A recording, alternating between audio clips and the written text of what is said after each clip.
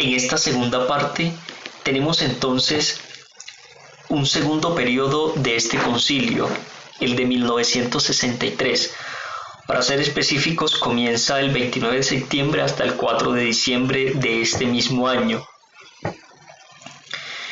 Aquí habría que decir inmediatamente que el centro del concilio pasa de ser los padres europeos a los padres de Asia, África, América Latina.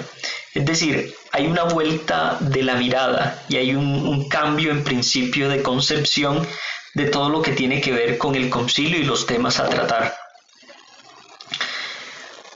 Hay que sin duda mencionar la figura de Juan XXIII y de Pablo VI. En principio, Juan XXIII, quien comienza este concilio, lo sigue de cerca, da los primeros pasos, crea un ambiente de entusiasmo, da soplo de vida al concilio. Es decir, es quien en principio da ese impulso como para enfrentarse a la necesidad de un concilio y de un cambio dentro de la iglesia. Pero solo es como el impulsador. En cambio, Pablo VI sí lo vamos a tener, que es en principio una mente pastoral, pero también intelectual. Y de aquí que se convierta como en el arquitecto del concilio propiamente. Tenía una mirada puesta en reforma, era innovador, fue acusado por varios medios de comunista por su intención de darle al concilio otra perspectiva, otra mirada, una necesidad de cambio.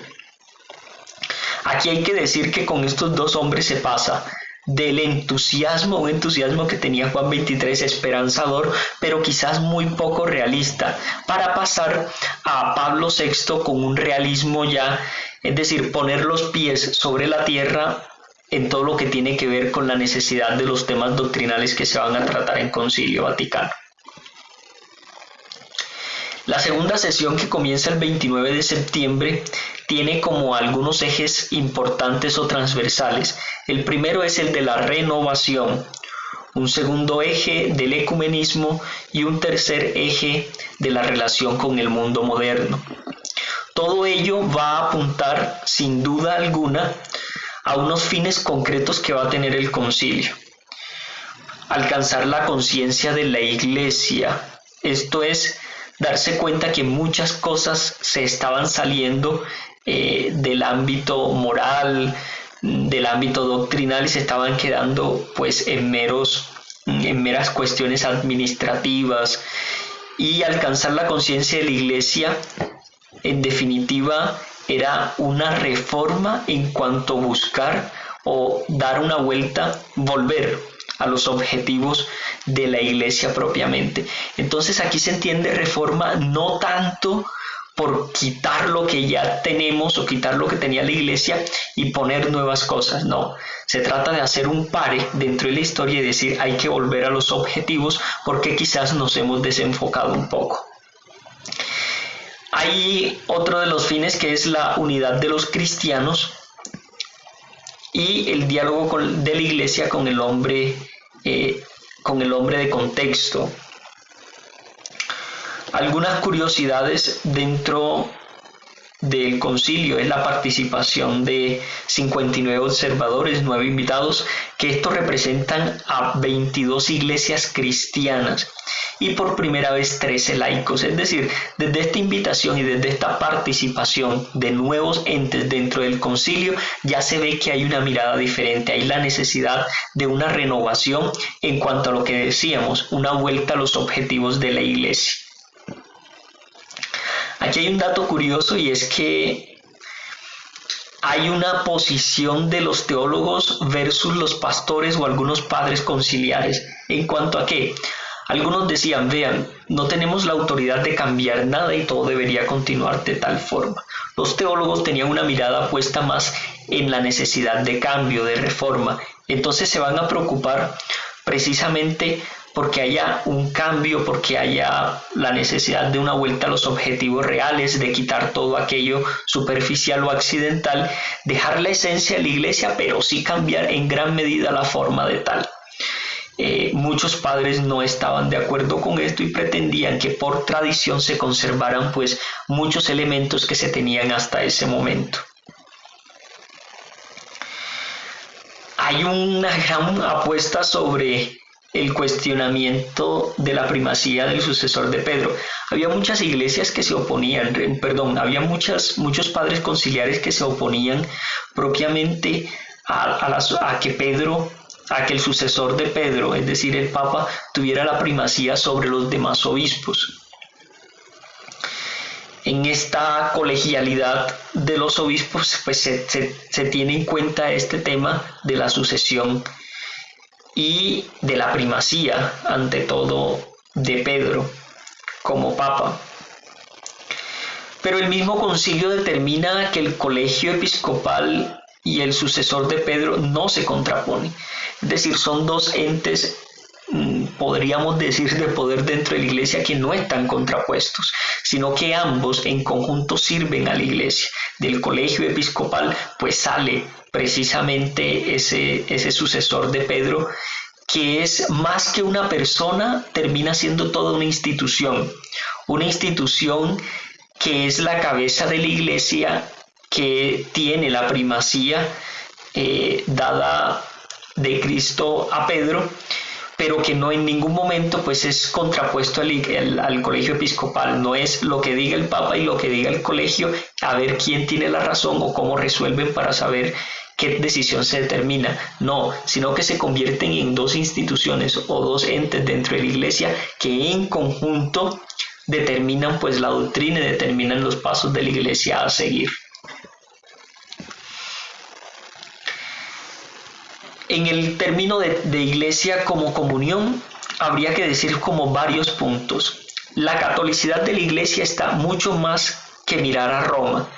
Es decir, el concilio va a tener en cuenta algo. Ya no podemos decir que estar en comunión con la iglesia es estar como en comunión con Roma y determinar a Roma como el centro de la iglesia y decir catolicidad igual Roma. No, la catolicidad de la iglesia va mucho más allá. Por ejemplo, las periferias también son iglesia.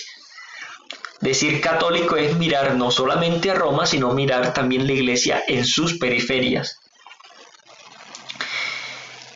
Ecumenismo, uno de los ejes transversales que vimos al principio, y en este momento como que lo voy a desarrollar un poquito.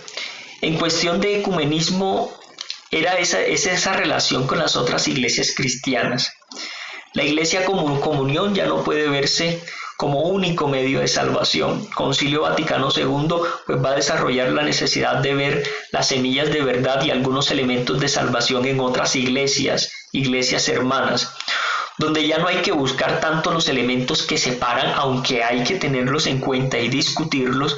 No son lo que prima es todo aquello que une a las iglesias para conformar pues la iglesia de Cristo.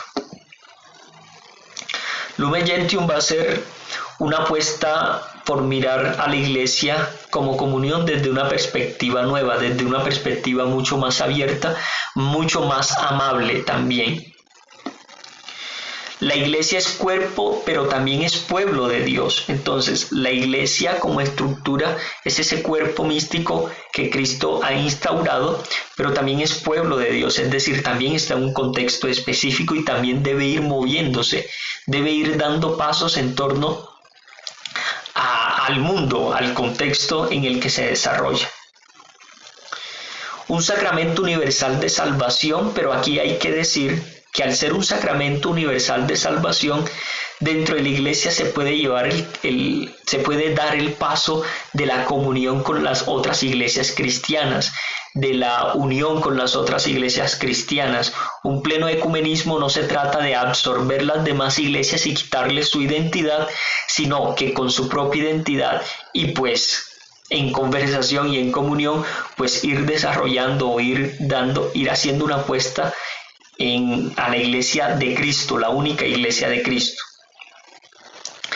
La importancia de los laicos. Esto es supremamente importante para entender la comunión de la iglesia. La iglesia como comunión. Y es, de la importancia de los laicos va a salir algunas apuestas, como el diaconado permanente, por ejemplo, que es mirar en los laicos también la posibilidad de una ordenación diaconal que efectivamente se dio, y vincularlos de tal forma, hacer ese vínculo laical con el vínculo presbiteral, y vincularlos de tal forma dándole un protagonismo, volviendo a los principios de la iglesia donde esta práctica era muy común. Tenemos que ya no hay que hablar de los laicos desde una postura negativa, diciendo lo que no son. Más bien hay que decir lo que sí son. Los laicos con una teología y una espiritualidad propia laical, una teología y una espiritualidad propia del laicado. Es decir, buscar lo que son, lo que es el laico, su identidad dentro de la iglesia, y darle la importancia que se merece. Por otro lado, tenemos la comunión eclesial, que es darle una vuelta a la cara de la iglesia, más cercana al hombre de contexto. De esto es importante decir que la iglesia que se casa con una generación pues se vuelve viuda en la siguiente. La iglesia debe ir avanzando con el hombre, debe ir avanzando con el mundo sin cambiar lo esencial, solo lo accidental, y con ello pues se convierte en una iglesia mucho más cercana al hombre, al laico, a aquel que no hace parte de la estructura jerárquica de la iglesia. Por último tenemos, por ejemplo, a María como la primera iglesia, y hay que decir como varias cosas. Primero, uno de los temas que se dieron o que se llevaron a cuestionarse fueron los títulos en los documentos conciliares. ¿Cómo vamos a llamar a María? Recordando siempre que tenemos un sentido ecuménico, y eso eso hay que verlo con mucho detalle y mucho cuidado. Entonces, los títulos dentro de la iglesia, dentro de los documentos, pues se cuestionaron varios o se tuvieron en cuenta para la discusión: María, Madre de la Iglesia, Mediadora, Mediadera de todas las gracias, y Corredentora. Este último término fue bastante discutido en cuestión de que este título era contraproducente con todo el sentido, como lo decía, ecuménico que estaba teniendo el concilio. Poner a María como corredentora era romper de alguna manera algunas posibilidades de diálogo ecuménico con otras confesiones cristianas, ante todo las confesiones protestantes.